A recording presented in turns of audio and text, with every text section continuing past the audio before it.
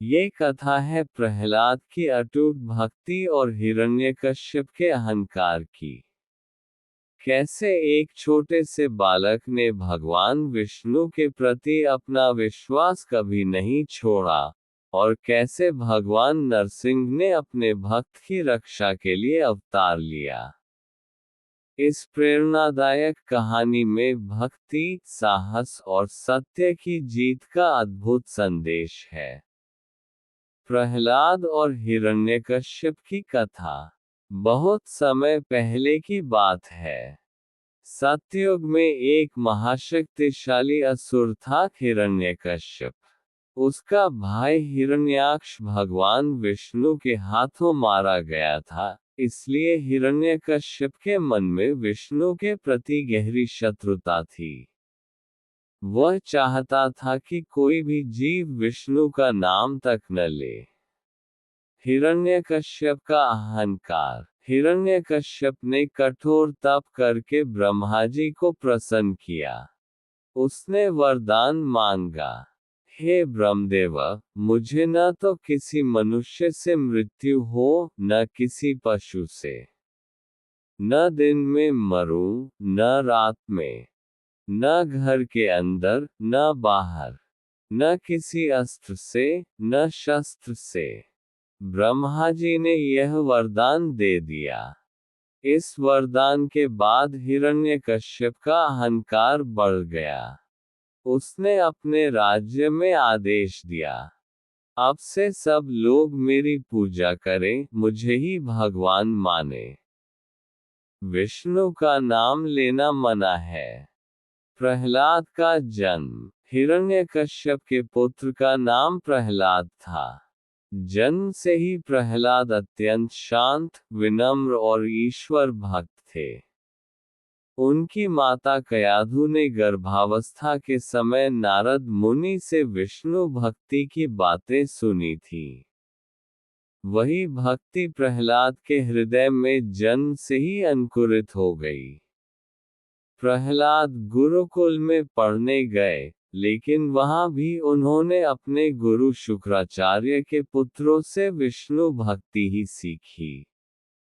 जब पिता ने पूछा, बेटा, तुम्हें सबसे अच्छा क्या लगता है, प्रहलाद ने निडर होकर उत्तर दिया, पिताश्री, सबसे अच्छा है कि हम श्रीहरि विष्णु का नाम लें और उनकी भक्ति करें।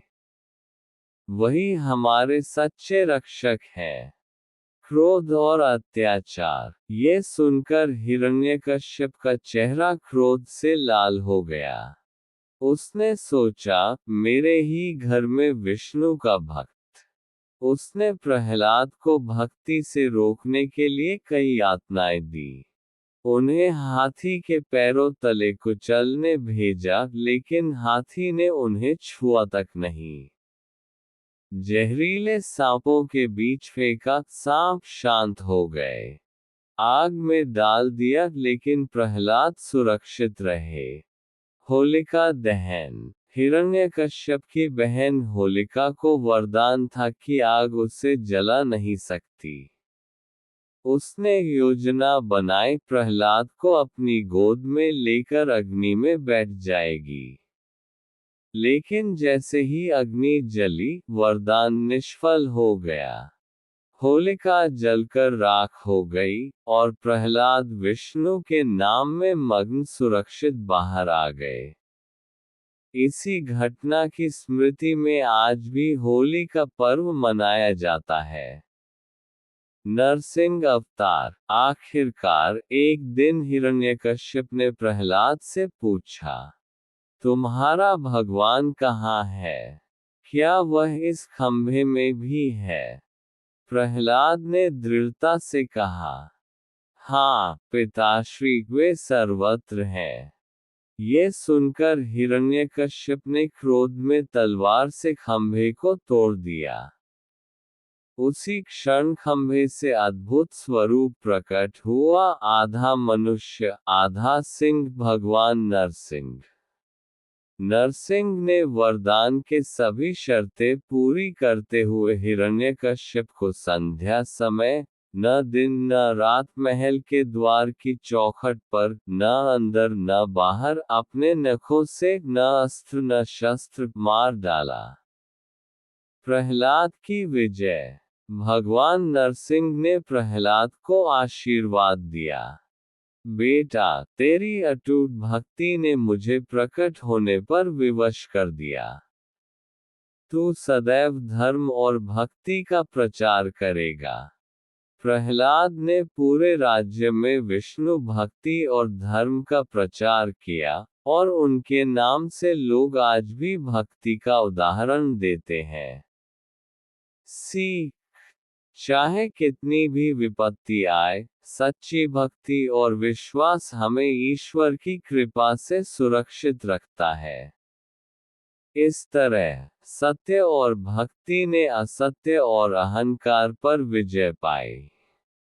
प्रहलाद की अटूट श्रद्धा ने हमें सिखाया कि जब मन में ईश्वर का नाम और सच्चाई का साथ हो, तो कोई भी शक्ति हमारा कुछ नहीं बिगाड़ सकती। आज भी प्रहलाद की कथा हमें ये संदेश देती है, भक्ति में है शक्ति, और सत्य की जीत निश्चित है। अगर आपको हमारी यह कहानी पसंद आई हो, तो कृपया हमारे चैनल को सब्सक्राइब करें। वीडियो को लाइक और शेयर करें, ताकि ऐसी और प्रेरणादायक कहानियाँ हम आप तक पहुँचा सकें। धन्यवाद।